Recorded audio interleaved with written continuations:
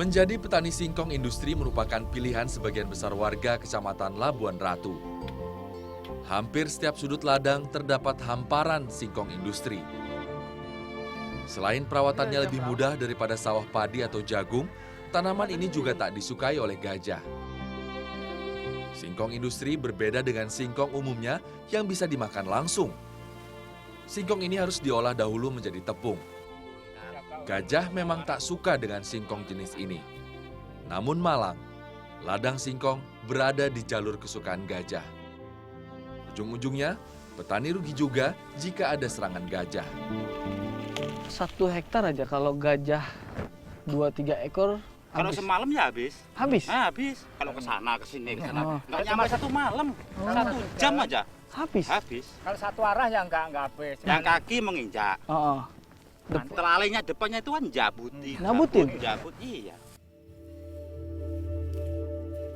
Rusaknya lahan berimbas pada panen. Dan panen berimbas besaran jumlah rupiah dari hasil kerja mereka mengolah ladang. Sebagian besar petani singkong di sini juga terjerat hutang dari pemilik modal atau lahan.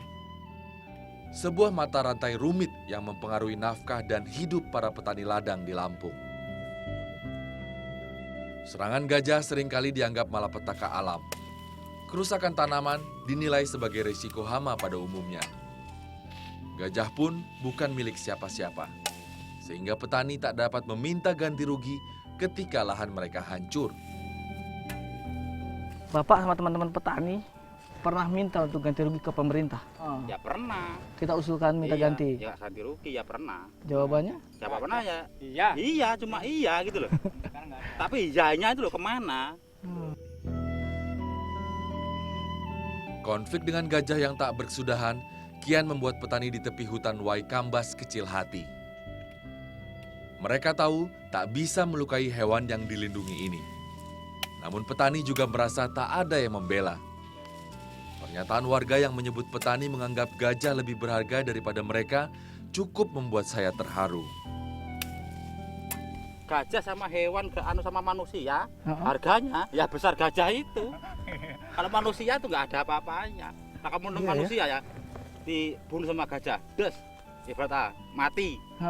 Udah dikasih uang segini, udah. Udah. Tapi kalau kita membunuh gajah, des Oh, sampai. satu aja, Hukumannya sampai mati nggak keluar dari penjara.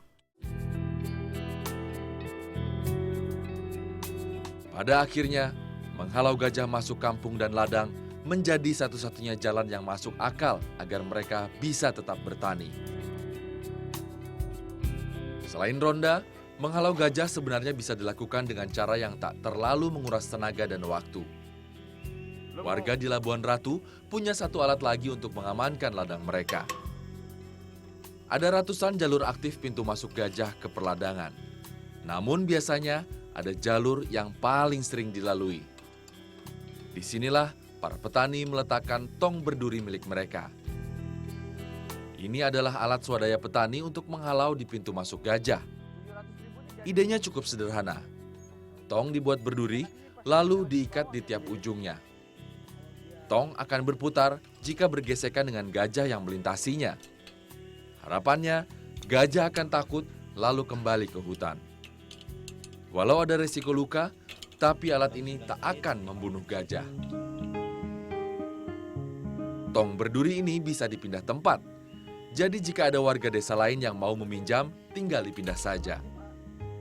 Penjaga seperti ini cukup efektif menghalau gajah yang masuk ladang. Di sini saja sudah 5 gajah soliter dan 2 rombongan yang tak jadi masuk semenjak ada tong putar. Seekor gajah biasanya butuh waktu cukup lama untuk menemukan jalan baru. Ya bisa butuh Rp700.000 untuk membuat satu penghalang gajah agar tidak masuk ke kawasan ladang warga ini. Cukup mahal, namun memang inilah satu-satunya cara yang saat ini masih efektif untuk dilakukan menghalau gajah. Sayangnya di daerah Waikambas ini ada sekitar 163 titik pintu masuk gajah untuk sampai ke ladang warga. Bisa dibayangkan betapa besar biayanya yang harus dikeluarkan untuk menghalau konflik gajah dengan manusia di sini.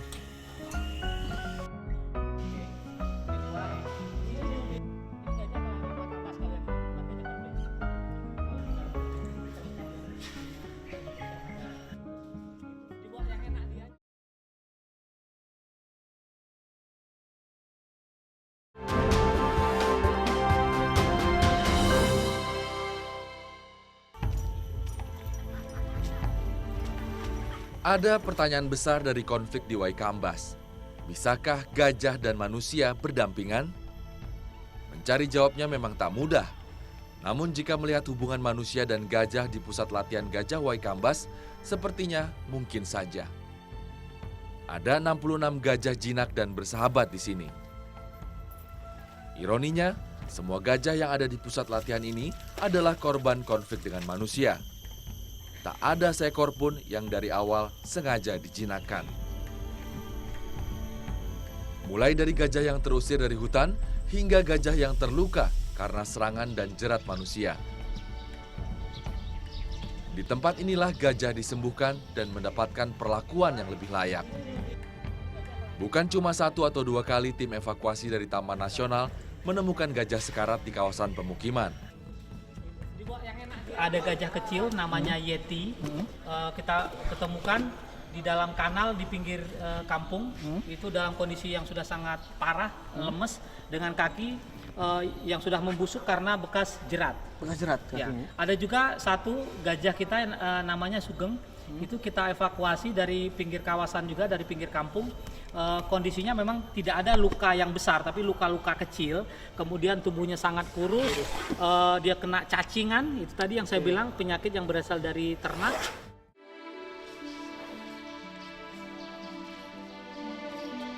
Steru dengan gajah sudah dimulai sejak tahun 70-an. Terutama sejak beberapa daerah di Lampung dan Sumatera Selatan dibuka untuk perkebunan dan daerah transmigrasi. Jangan kita hanya berpikir gajah adalah punyanya Taman Nasional. Ya. Tetapi gajah adalah punya masyarakat juga. Semua masyarakat yang ada baik itu di Indonesia ataupun di luar, mereka merasa memiliki. Seharusnya Ketika begitu, mereka ya. merasa memiliki ini, ya kita harus urus sama-sama. Betul. Ya. Jadi tidak sepantasnya juga selalu menyalahkan gajahnya yang keluar.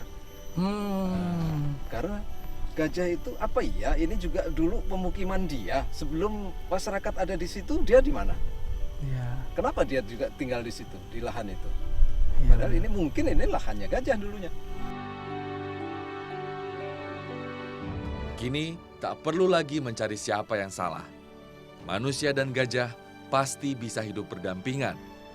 Tantangannya ada di semua pihak, baik petani, Taman Nasional, juga pemerintah daerah jika ingin serius memperhatikan warganya.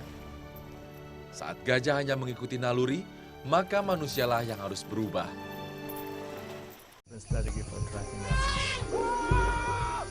Walau konflik gajah dan manusia sudah terjadi cukup lama, namun bukan berarti tak bisa dihindarkan.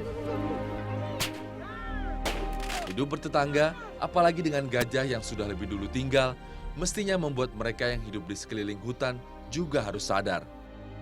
Ada resiko yang harus mereka kelola dengan baik, termasuk dengan gajah Lampung.